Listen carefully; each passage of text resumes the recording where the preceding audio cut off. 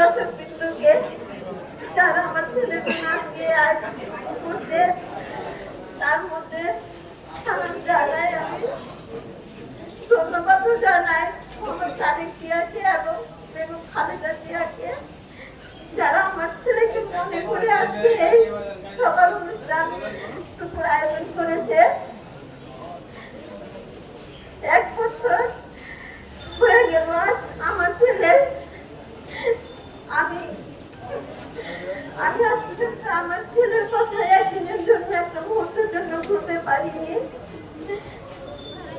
আমার ছেলে যখন বের হচ্ছিল তখন আমি না করলাম যে যাও না, ও বলে দেশ স্বাধীন হয়ে গেছে, এখন কি হবে। কিন্তু এখনো দেশ আমাদের স্বাধীন হয়নি, যার কারণে আমরা এখনো বারবার চিৎকার হচ্ছি, আমরা জায়গায় জায়গায় হচ্ছি।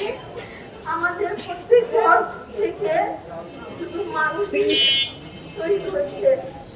তাই আমি চাই আমরা সবাই মিলে একটা ভালো সমাজ তৈরি করি, আমরা সবাই একত্র ভাবে থাকার চেষ্টা করি, যাতে আমাদের কেউ অবচন করতে না পারে, আমাদের কেউ ব্যবহার করতে না পারে।